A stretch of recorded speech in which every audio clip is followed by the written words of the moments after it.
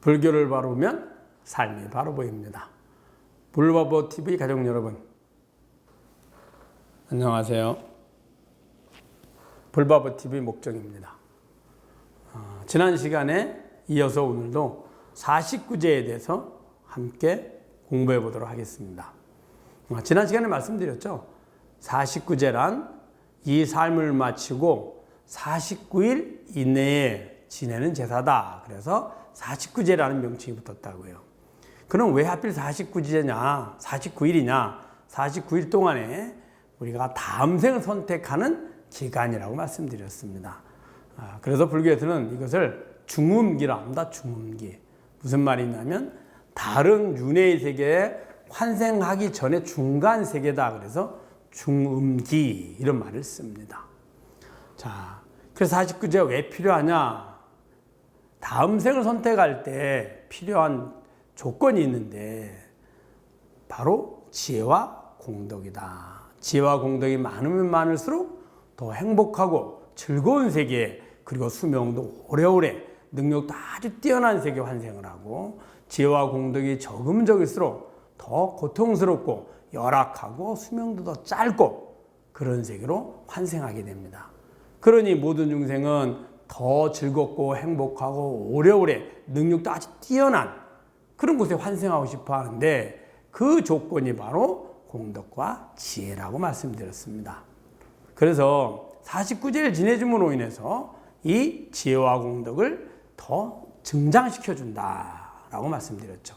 자, 그러면 49제가 왜 공덕을 증장시켜 줄까요?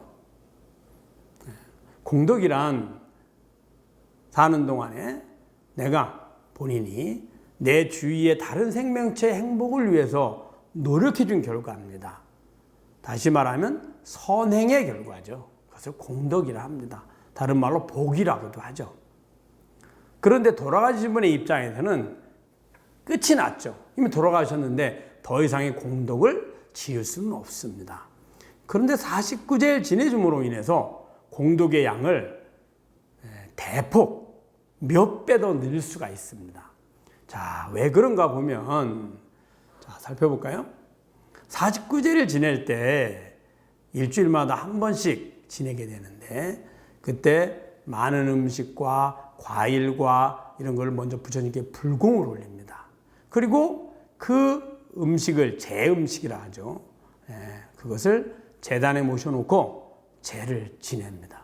그러면 거기에 차려진 제물이 돌아가신 그분 혼자만 드시라고 차려놓는 것이 아닙니다.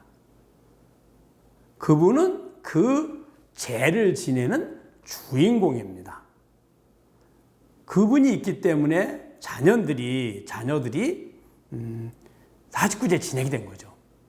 우리들이 볼 때는 그런 모습이지만 돌아가신 영혼의 입장에서 보면 돌아가신 그분께서 자녀들의 도움으로 큰 잔치를 베푸는 것과 같습니다.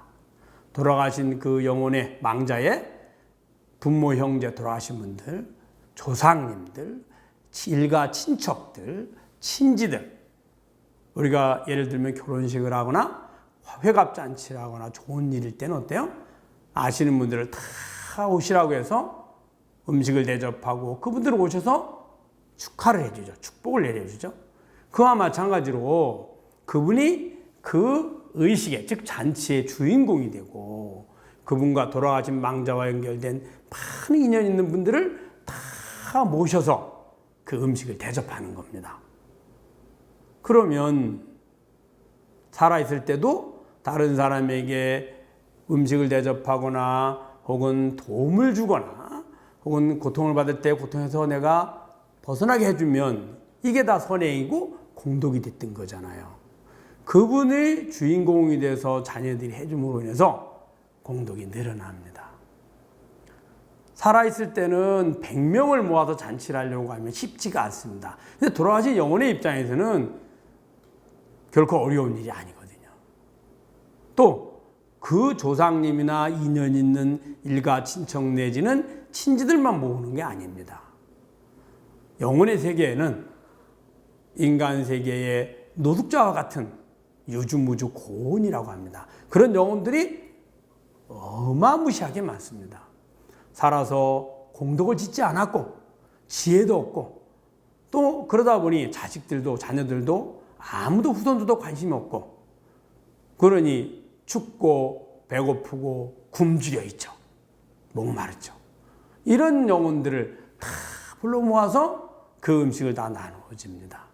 우리가 사는 동안에 넉넉하고 여유 있는 사람보다 힘들고 어려운 이웃을 도와주는 것이 더 공덕, 선행이 되는 거랑 같습니다. 그런 영혼들을 다 불러 모아서 음식을 다 나누어 주죠. 그럼 그 영혼들의 입장에서 얼마나 고마울까요? 자신은 죽고 나서 이 삶을 마치고 나서 한 번도 누구에게 대접도 받아보지도 못했고 한 번도 누구에게 대접을 해주지도 못했는데 그 기회에 와서 배고픔도 면하고 목마름도 면하니 얼마나 고마워할까요? 그 고마움이 다 돌아가신 망자에게로 공덕이 되는 겁니다. 그래서 적게는 수백 명의 영혼이 많게는 수억의 영혼도 올 수 있죠.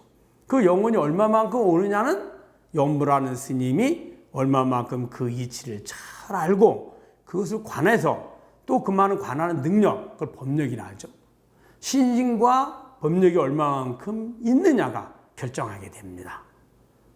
그래서 늘어나죠. 근데 한 번 지낼 때 이렇게 공덕이 늘어나니 한 번 지낼 때도 우리가 살아생전에 한 100명을 순수하게 배고픈 사람에게 밥을 사주는 것, 노숙자나 이런 분들에게 쉽지 않습니다. 그런데 돌아가셔서 49제를 지내는 동안에는 그게 가능하거든요.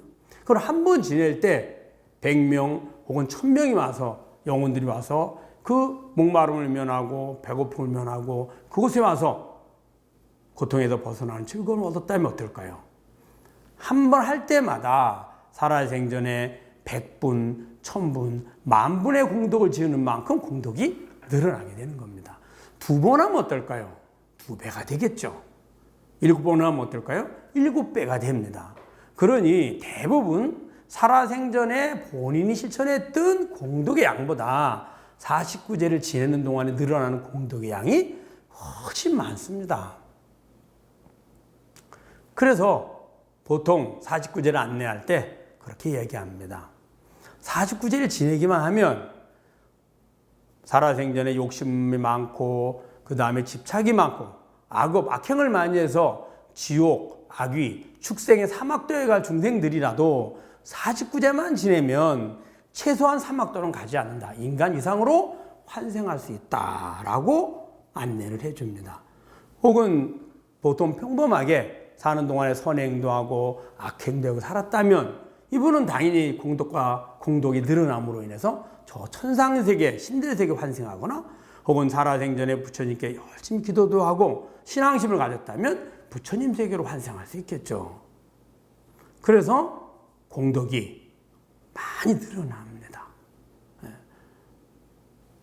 우리 생각에는 49제를 지내주니 부처님이 혹은 염라대왕이나 열시왕이 그 망자의 영혼만 콕 집어서 저 부처님 세계나 하늘 세계로 인도하는 것이 아니라 공덕을 지어줌으로 인해서 그곳에 갈 수 있는 자격을 얻게 되고 동기를 얻게 되는 겁니다.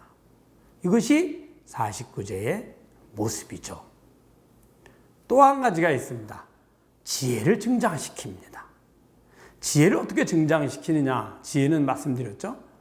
사는 동안에 경험을 통해서 얻어지는 거라고. 그래서 지혜가 뛰어난 사람은 똑같이 한평생을 살아도 아주 많은 지혜를 얻게 됩니다. 또 어떤 사람은 욕망과 집착, 물질적인 감각이나 혹은 재물이나 이런 데 너무 집착하는 사람은 지혜의 성장이 많이 있지 않습니다. 자, 그러면 어떻게 49제가 지혜를 증장시켜 주냐 하면 우리 살아생전의 행복이란 대부분이 내 몸이 있고 몸에 있는 감각기관을 통해서 눈으로는 더 좋아하는 색깔과 모양을 구하고 귀로는 더 좋아하는 소리를 구합니다. 코로는 더 내가 좋아하는 향기를 구하고요. 입으로는 더 내가 좋아하는 입맛을 구하죠. 맛을 구하죠. 그 촉감으로는 내가 원하는 감촉을 구합니다. 이 5가지 감각기관을 통해서 내가 원하는 감각의 정보를 구하려고 하고, 그 구하는 것을 얻게 되면 우리는 즐거움이고 행복이고 만족입니다. 자, 그런데 이분이 그 감각을 얻기 위해서 필요한 게 뭘까요? 열심히 일해서 돈을 많이 버는 겁니다. 그 감각을 주는 대상들이 있거든요. 그래서 열심히 일해서 돈을 버는데, 열심히 일해서 돈 벌려면 뭐가 필요할까요? 지식이 필요하죠. 그래서 열심히 공부합니다. 자, 열심히 공부해서 좋은 곳에 취업하거나 좋은 돈이 수익성이 많은 사업을 해서 돈을 많이 벌어서 내가 좋아하는 색깔, 좋아하는 소리, 좋아하는 향기, 좋아하는 맛, 좋아하는 감촉을 준다고 여겨지는 대상들을 구하려고 하는 겁니다. 그렇게 잘 구하면 우리는 그 사람 지혜가 있다, 그 사람 똑똑해, 이렇게 이야기를 하죠. 그런데 돌아가시게 되면 어떨까요? 감각기관이 어디 붙어 있나요? 몸에 붙어 있습니다. 몸에. 그러면 돌아가시고 나면 몸을 화장하거나 혹은 몸의 시신을 매장을 해버렸잖아요. 그럼 감각이 없잖아요. 감각기관이. 감각기관이 없음에도 불구하고 평생을 그렇게 살았기 때문에 우리는 무의식적으로 똑같이 살았을 때처럼 구하려고 합니다. 마치 꿈에서 내 몸이 따로 있지 않고 감각기관이 없음에도 불구하고 깨어있을 때처럼 똑같이 구하는 거랑 똑같습니다. 그래서 똑같이 눈으로는 좋아하는 색깔, 귀로는 좋아하는 소리, 귀로는 좋아하는 소리, 코로는 좋아하는 향기, 입으로는 좋아하는 맛, 감촉을 구하죠. 근데 그걸 아무리 구해봐도 사실은 돌아가신 영혼에게는 전혀 도움이 안 되는 겁니다. 그러면 영혼의 상태 내에서 행복을 얻는 방법이 필요하겠죠. 말씀드린 것처럼 몸의 감각에 좋아하는 감각 정보를 구하려고 했고, 그 다음에 감각을 주는 대상을 구하려 했고, 대상을 구하기 위해서 돈을 많이 벌었고, 돈을 많이 벌기 위해서 일을 잘하고, 일을 잘하기 위해서 열심히 배웠고, 그런데 이것들이 죽고 나면 아무 소용이 없다는 겁니다. 이것들은 다 육신이 있을 때 필요한 내용들이라는 거예요. 그래서 돌아가시고 나서 49세 지내실 때 그런 이야기를 합니다. 당신은 이미 죽었습니다. 당신이 이제 죽었으니까 더 이상의 살아있을 때의 그러한 지혜나 지식이나 삶의 패턴이나 이런 것은 전혀 필요치 않습니다. 라고 이야기를 해줍니다. 그러면 영혼의 입장에서는 어떨까요? 망자 입장에서는. 잘 받아들이기 어렵겠죠. 그러다가 일주일이 지나고 2주일이 지나고 시간이 흘러감으로 인해서 맞구나. 내가 죽었고 내가 가졌던 그런 지혜나 지식은 전혀 쓸모가 없는 거구나. 그러면 나는 이 죽음의 상태에서 어떻게 해야지? 라고 하겠죠.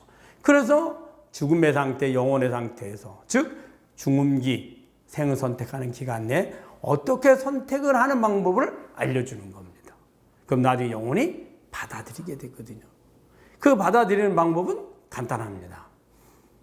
무엇을 알려주냐 하면, 거기에서 본인이 예를 들어 참선을 하거나 혹은 부처님 경전을 보거나 혹은 선한 마음을 내고 업장을 참여해서 지혜가 늘어나기에는 시간이 너무 짧습니다. 그리고 사는 100년 동안에 혹은 그 이전에 오래도록 윤회를 하면서 가져왔던 우리의 고정관념을 버리기는 너무 어렵습니다.